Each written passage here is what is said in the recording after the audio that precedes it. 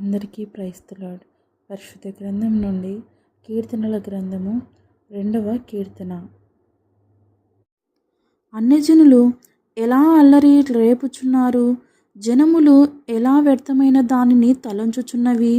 మనము వారి కట్లు తెంపుదుము రండి, వారి పాశములను మన యొద్ద నుండి పారివేయుదుము రండి అని చెప్పుకొనుచు భూరాజులు యెహోవాకును ఆయన అభిషిక్తునికిని విరోధముగా నిలువబడుచున్నారు.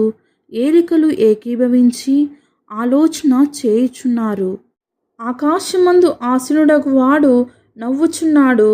ప్రభువు వారిని చూచి అపహసించుచున్నాడు. ఆయన ఉగ్రుడై వారితో పలుకును.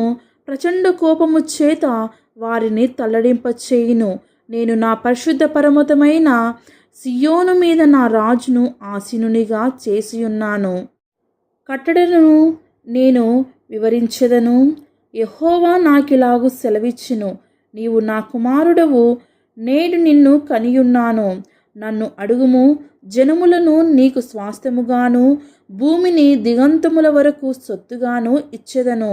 ఇనుపదండముతో నీవు వారిని నలగగొట్టెదవు. కుండను పగలగొట్టునట్లు వారిని ముక్కచెక్కలుగా పగలగొట్టెదవు.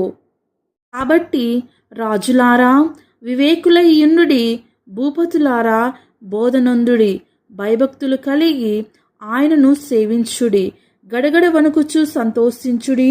ఆయన కోపము త్వరగా రగులుకొనును. కుమారుని ముద్దు పెట్టుకొనుడి, లేని ఎడల ఆయన కోపించును.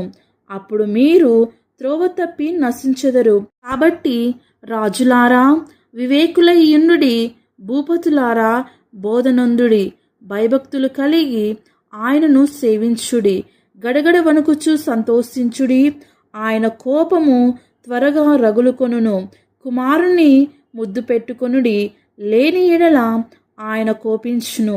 అప్పుడు మీరు త్రోవ తప్పి నశించెదరు. ఆయనను ఆశ్రయించు వారందరూ ధన్యులు. ఆమేన్.